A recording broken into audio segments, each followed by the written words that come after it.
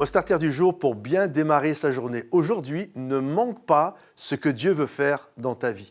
La Bible nous dit qu'un jour, Marie et Joseph, Marie était enceinte, elle était sur le point d'accoucher, et là, elle a entrepris un grand voyage. Elle a dû partir de Nazareth pour aller à Bethléem. Effectivement, il y avait un recensement, et tous ceux, le mari étant Joseph, il était originaire de Bethléem, et il fallait retourner dans sa ville d'origine. Et donc, ils se sont retrouvés, allés à Bethléem. Et lorsqu'ils sont arrivés, forcément, la fatigue, Marie enceinte, un long voyage, environ 150 km. Imaginez, mesdames, 150 km, tu es enceinte sur le point d'accoucher à dos d'âne, c'est quand même quelque chose. Hein.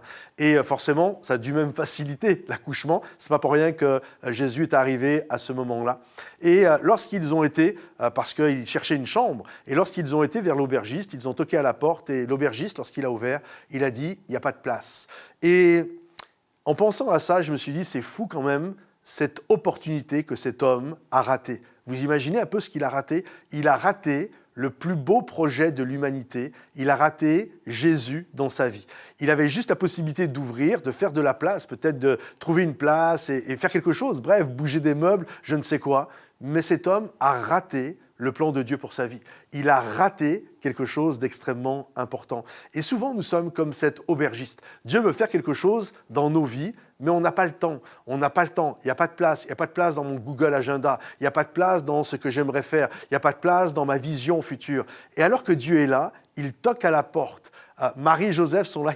Jésus toque à la porte. Il veut faire quelque chose dans nos vies et on ne s'en rend même pas compte. Je ne crois pas que l'aubergiste a réalisé à qui il disait non. Je ne crois pas que l'aubergiste a fait ça à bon escient, en ayant pleinement conscience de ce qu'il est en train de faire. Et bien souvent, nous ratons le plan de Dieu, nous ratons des choses extraordinaires dans nos vies parce qu'on n'a pas le temps.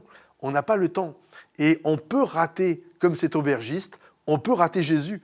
On peut rater Jésus qui vient naître en nous pour développer quelque chose. On peut rater le projet de Dieu. Jésus, au-delà du sauveur de l'humanité, de ce qu'il est, de ce qu'il représente et de ce que nous aimons, il représente également un projet, le projet de Dieu pour sauver l'humanité. Et des moments, Dieu veut faire quelque chose dans nos vies, il veut amener son projet dans nos vies, mais nous, on n'a pas le temps, il n'y a pas de place pour ça. J'aimerais t'encourager, ne sois pas comme l'aubergiste. Fais de la place à Jésus parce que vivre le projet de Dieu, c'est ce qu'il y a de plus beau dans la vie de chacun.